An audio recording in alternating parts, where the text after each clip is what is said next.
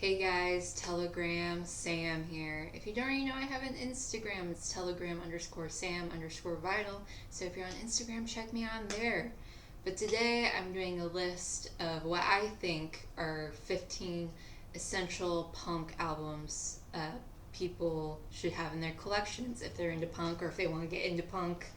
I really enjoy watching these videos, whether they're punk or other genres, just to see what other people really like or what their favorites are in a particular genre. And it's really helpful, like, especially with genres I'm not really that steeped in, to kind of get other people's perspectives of where to start and where to explore in a genre of music. I originally was only going to do 10, but as I started polling records for this, I was like, well, if I'm going to talk about this record, I have to talk about this record, and it kind of just grew into 15. But yeah, let's get started with what is considered the first ever real punk rock record, and I talk about this record a lot. It's my all-time favorite record. It's Raw Power by Iggy and the Stooges. Yeah, I mean, the opening track, Search and Destroy. I mean, I'm a street walking cheetah with a heart full of napalm, and James Williamson's guitar work. It's perfection, and sort of their mix of garage and hard rock and speeding that tempo up really sort of created the foundations of punk rock, if you will. And it's weird to think where if punk rock would have ever really been a thing without this album and without Iggy and the Stooges. You can also look to their other two albums that came before this, Funhouse, and their self-titled album. Their self-titled album has I Want to Be Your Dog, which is considered one of the first real punk rock songs, but to me, as a whole album, I think this is really a punk rock album. Came out in 1973. Just so ahead of its time, so groundbreaking. Talk about this record a lot. I love it. One of my prized possessions in my collection. Essential. And then we're going to move over to New York and talk about one of the first groundbreaking albums in the New York scene, New York Dolls' self-titled album. Just such a great amalgamation of sort of glam rock, but they also draw heavily from the early 60s girl groups of like the Ronettes, the Shangri-Las, the Crystals. Yeah, Todd Rundgren produced this. You have Personality Crisis, Looking for a Kiss, Lonely Planet Boy, Trash. I mean, they really sort of got the griminess and sort of edge that New York had at that time, and sort of just created an album out of it. And also the amazing sort of style they had, the sort of cross-dressing. Yeah, just really, really influential. So yeah, let's dive deeper into the New York scene. Next up, we have the Ramones. I only have their album Road to Ruin currently, but honestly, anything from 70s from them I think is an essential. Obviously, their first album and Rocket to Russia are kind of the ones people tend to lean towards when it comes to essential Ramones albums, but I think this is a really stellar album. This has I Just Want to Have Something to Do, Needles and Pins, I Want to Be Sedated, Go Mental, Bad Brain. Yeah, pretty much anything from the 70s from the Ramones is an essential. But again, like the New York Dolls, they draw it heavily from the girl groups, the pop rock sound. Again, just kind of like one of those things you just have to have. And again, sort of the look too, like the ripped up jeans, the leather jacket, the shades, the long hair. It really helped influence, what the look of punk rock should be. A band that technically isn't a New York band, but they ended up becoming a New York band. This is Young, Loud, and Snotty by the Dead Boys. Originally formed in Cleveland, Ohio. I think as the story goes, Johnny, no, I think it was Joey, one of the Ramones saw the Dead Boys perform in Cleveland, and talked to them and was like, hey, you need to come to New York. I think you'll really go far there. And of course, when anyone from the Ramones tells you to do something, you do it. So they ended up moving to New York and creating this album. I think Hilly Crystal, who was the owner of CBGB Club, was their manager for a little bit. But yeah, such an essential album when it comes to punk rock, the New York punk scene. You have Sonic Reducer, Ain't Nothing to Do, What Love Is, Caught with the Meat in Your Mouth, High Tension Wire, Down the Flames. I mean, just such essential. I think when it comes to the New York scene, I think the Dead Boys had a little bit more edge to them. A lot of the other New York punk bands still had a bit of sort of light pop rockness to them, while I feel like the Dead Boys were a lot more full-on punk. But yeah, still stellar band, stellar album. Everyone should have this. Another one from the scene, Blank Generation, Richard Hell and the Voidoids. This was the band Marky Ramone was in before he joined the Ramones. That's him right there when he was known by his real name, Mark Bell. But yeah, kind of more of the intellectual side of the whole punk rock scene. You know, Richard Hell was really good friends with Tom Verlaine from Television, was hanging out with Patti Smith, like very much the sort of poetic punk rock. But you have Love Comes in Spurts on here, New Pleasure, Who Says, Blank Generation, The Plan, that's a really good song.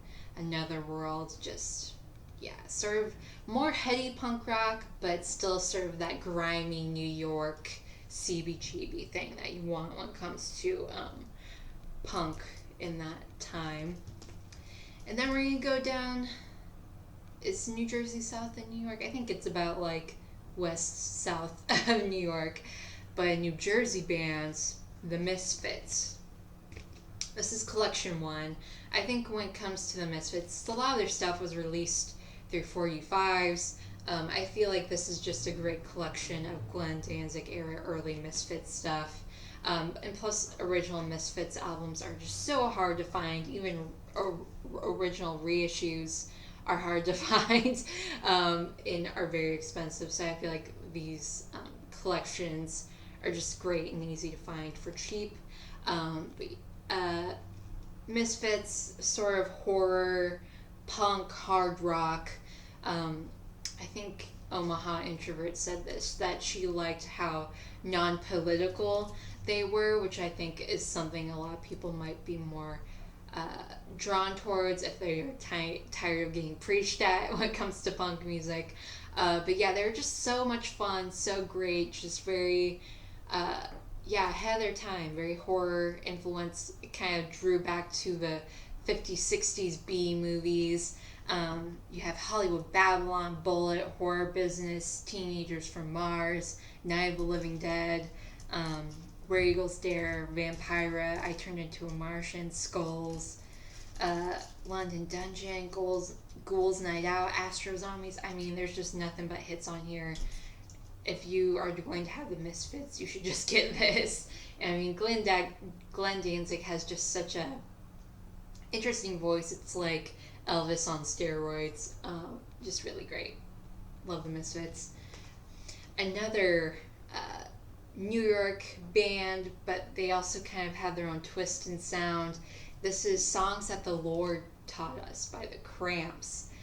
Kind of like the Misfits, they kind of had their own thing. They really drew from the 50s rock sound of like Elvis, Ricky Nelson, Roy Orbison, kind of like the 70s rockabilly thing that Robert Gordon started doing, but the Cramps sort of took that and just like twisted it, at a lot of fast guitar and heavy drums, and like cranked it up and just really made it their own. I mean, you have TV Set on here, I Was a Teenage Werewolf, oh my god, that even has some surf elements to it. Sunglasses After Dark, The Mad Daddy, Zombie Dance, Strict 9, Tear It Up. That is such a killer song. I believe who originally did that song. I recently just showed them. I'm completely blanking. But I cannot imagine being a kid going to see this new band called The Cramps and them playing that song and not absolutely tearing that place up. I mean, just such a great killer song. And then their sort of slinky, sexy rendition of Peggy Lee's Fever as the closing song on here is just fantastic. And then they went on to create some of the greatest sort of rockabilly, psychobilly albums of the 80s and 90s, and really helps create that sound, and just such a killer band. I will own everything by the Cramps eventually, and I recently found this, and this is one I've been wanting for a really long time, and it was produced by Alex Chilton from Big Star, so can't go wrong.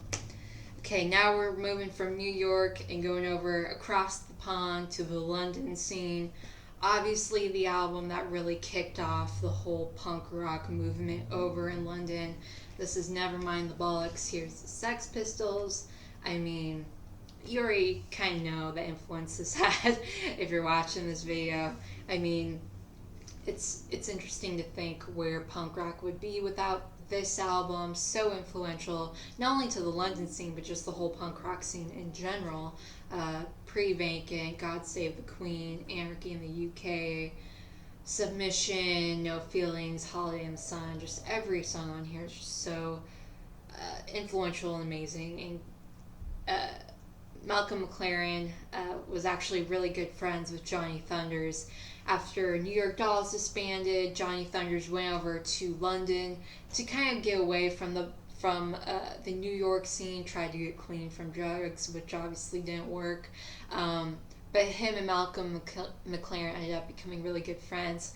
And through his friendship with Johnny Thunders, that is what kickstarted the idea in Malcolm McLaren's brain to sort of organize London's version of the New York Dolls and the punk scene. So who knows what would have happened if Johnny Thunders never went over to London and became friends with Malcolm McLaren. So weird how these tiny little things ended up sort of really creating these magnificent and game-changing sounds in music, and just so influential. Next up, another crazy influential band. This is the Clash's self-titled album. You can't really go wrong either between this album or London Calling. I know people kind of pick and choose which Clash album they think is an essential, but I think you really can't go wrong when it comes to their self-titled debut.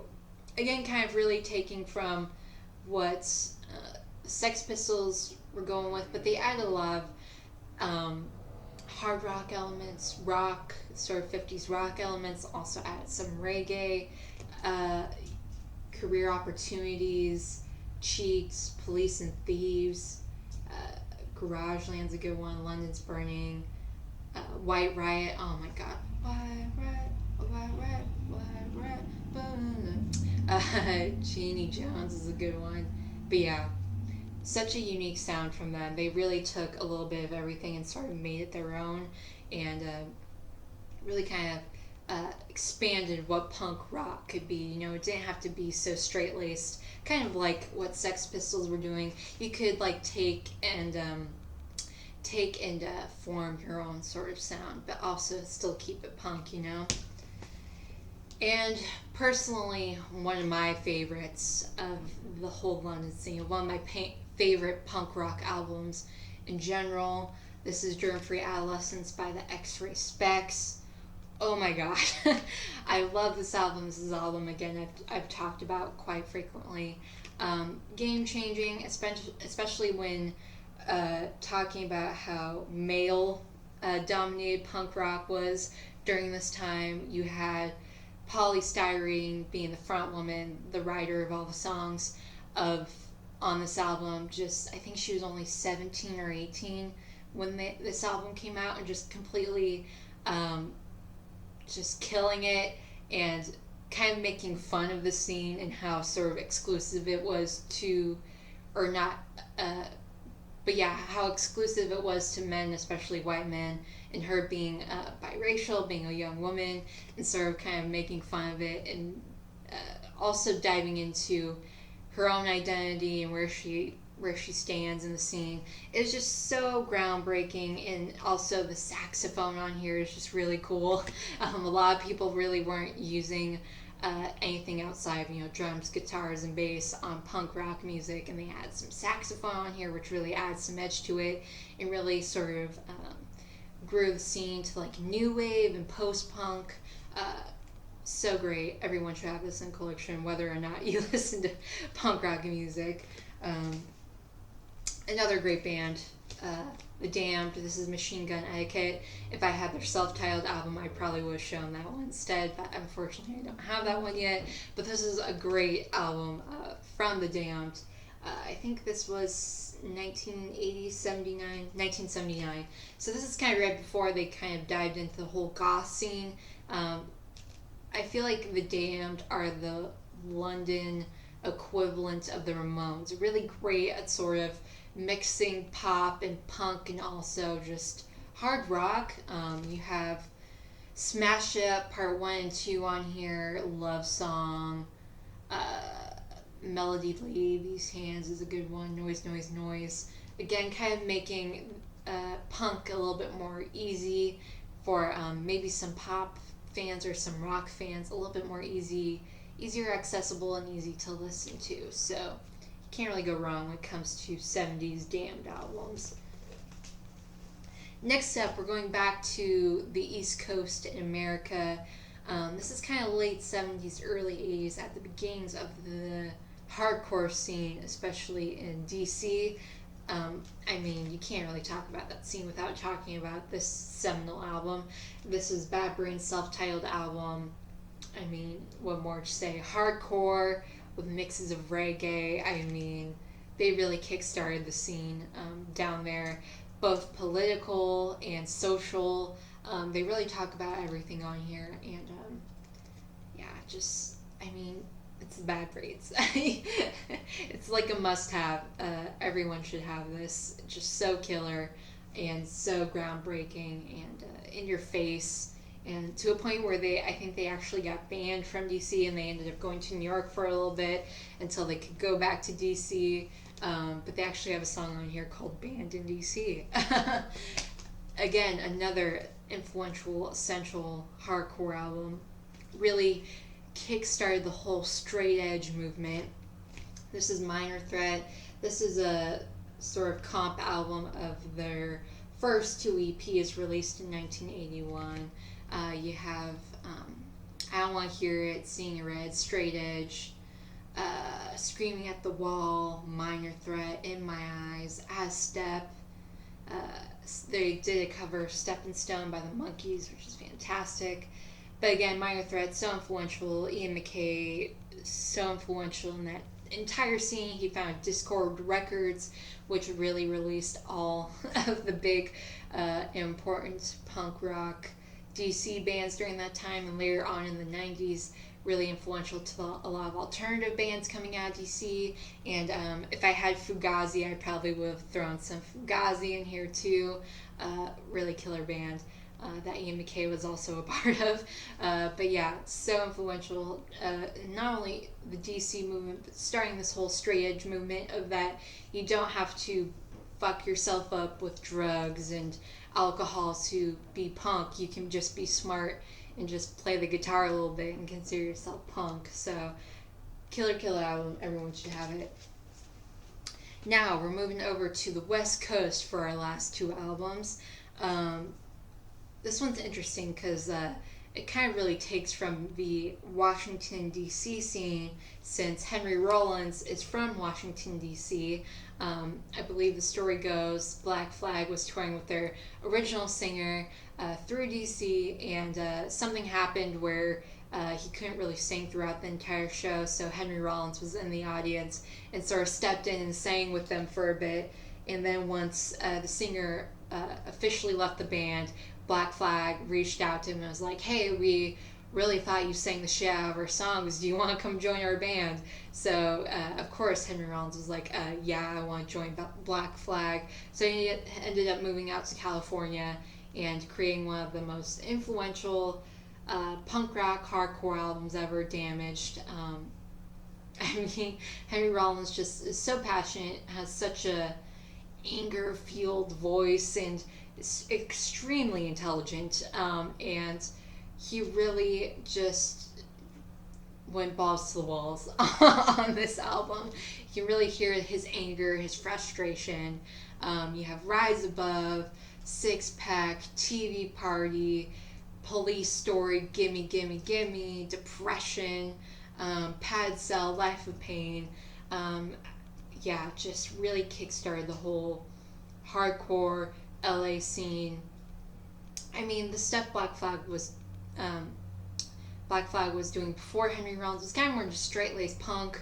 You'd still hear some early hardcore elements, but I feel like Henry Rollins really helped rounded that sound out and really give it the edge and the voice and the anger that a lot of these young kids wanted to hear, especially me. I mean, even though I grew up being a teenager in the 2010s, this music was still so relevant to me and still is.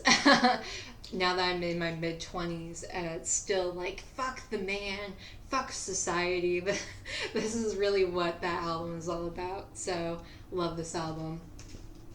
And last but not least, another sort of hardcore LA band. This is MIA by the Germs. If I had GI, I probably would have just picked this. This is a great sort of anthology album. This essentially has everything the Germs ever recorded on it, including GI, so I picked this. But yeah, the Germs, I kind of call them messy hardcore, because they never really had the chance to really tighten up their sound. Darby Crash, who was the frontman, unfortunately had a drug problem and alcohol addiction, so they were always kind of messy, kind of loose, but that's what kind of made them fun and what made them not so by the book when it came to punk rock. And of course you have the great Pat Smear playing guitar on here. He's just so awesome, and yeah, you really can't go wrong with the Germs. I mean, they were just fun. They were like I said, not really by the book. They kind of did their own thing. But yeah, again, a very short-lived band. Unfortunately, Darby Crash ended up dying pretty young. I think they were only around for like 3 or 4 years. But yeah, it's crazy to think like if they ever got sober, or if Darby Crash didn't die, like what they could have become, especially like towards the 80s when you had things like post-punk and new wave and alternative music.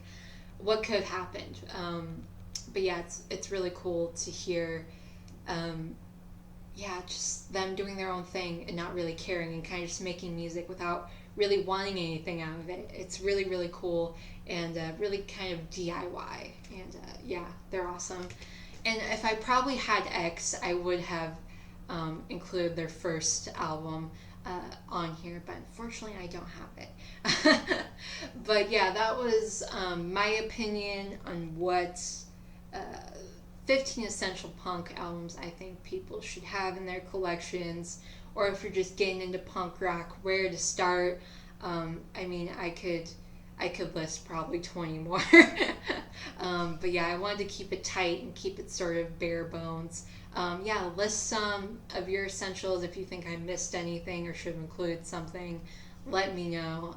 Anyways, thank you so much for watching this video, and I'll see you guys in the next one. Bye.